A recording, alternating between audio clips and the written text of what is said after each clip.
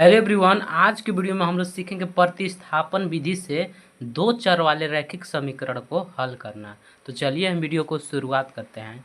देखिए, प्रतिस्थापन विधि से हल करने के लिए आपको दो समीकरण दिए हैं रहेंगे। जैसे देखिए यहाँ पे समीकरण दिया हुआ है x प्लस वाई बराबर 7 और दूसरा समीकरण है x माइनस वाई बराबर 1। तो इसको हमको हल करना है प्रतिस्थापन विधि से। तो सबसे पहले जो समीकरण दिया हुआ है ना, उसको समीकरण नंबर 1 बना लेंगे। इसको समीकरण नंबर क्या बना लेंगे? 1। अब इसको समीकरण नंबर 2 बना लेंगे। इसको समीकरण नंबर 2 बना लेंगे। अब ध्यान में देखिएगा, देखिए पहले समीकरण 1 बना है तो लिखेंगे कि अब समीकरण 1 से अब समीकरण 1 से अब समीकरण कितने से हम चल रहे हैं? 1 से।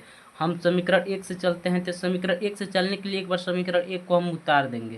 तो x प्लस वाई बराबर 7।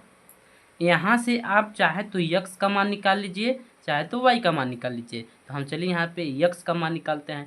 तो x का मान निकालने के लिए देखिए y इधर प्लस में है, y जब इधर आएगा तो हो जाएगा माइनस में। तो यानी लिख सकते हैं x बराबर 7 माइनस वाई। यक्स का मान कितना निकल गया? 7 माइनस वाई। इसको समीकरण नंबर बना लेना है 3। समीकरण नंबर कितना बना लेना है? 3।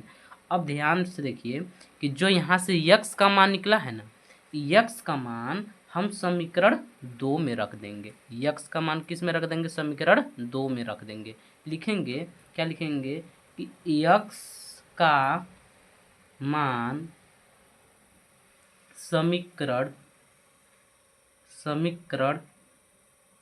2 में रखने पर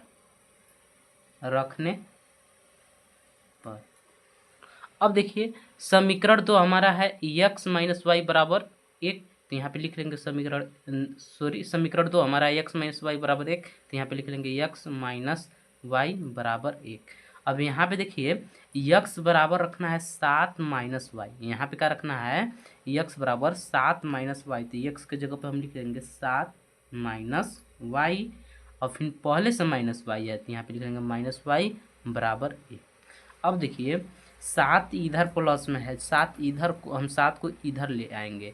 यहाँ पे हो जाएगा माइनस वाई फिर माइनस वाई बराबर 1 माइनस 7 हो जाएगा ना, क्योंकि देखिए 7 इधर प्लस में इधर आया तो हो गया माइनस में।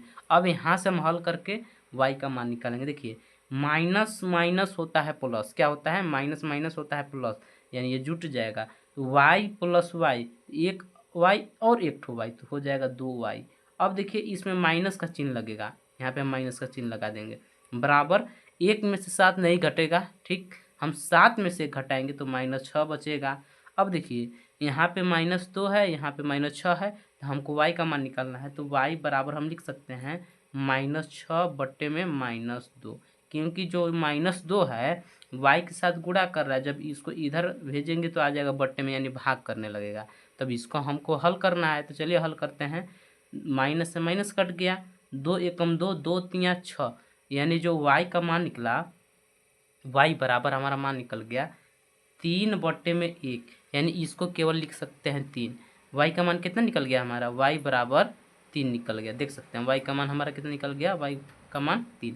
अब ये जो y का मान आया है इसको हम उठाकर समीकरण नंबर 3 में रख देंगे तो हमारा x का वास्तविक मान मालूम हो जाएगा। तो हम क्या लिखेंगे? यहाँ पे लिखेंगे कि y का मान समीकरण 3 में रखने पर, समीकरण 3 में रखने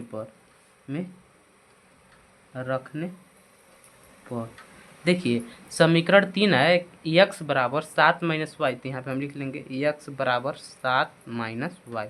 अब देखिए y की जगह पे हमको 3 मान रखना है, तो चलिए रखते हैं।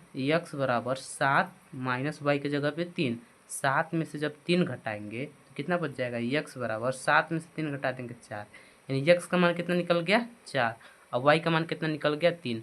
अब यदि देखना है कि जो हमारा आंसर आया जिसे y बराबर 3 और x बराबर 4, ये क्या हमारा सही है? देखिए इसको पता करने के लिए देखिए जो हमारा ये समीकरण दिया हुआ है, x का मान अभी देखिए कि 4 निकला है, तो यहाँ पे आप 4 रखेंगे x की जगह पे। चलिए 4 रख दिए, प्लस वाई का मान देखिए सकते हैं कितना निकला हुआ है, वाई का मान निकला हुआ है आपका 3, तो यहाँ पे हम रख देंगे 3।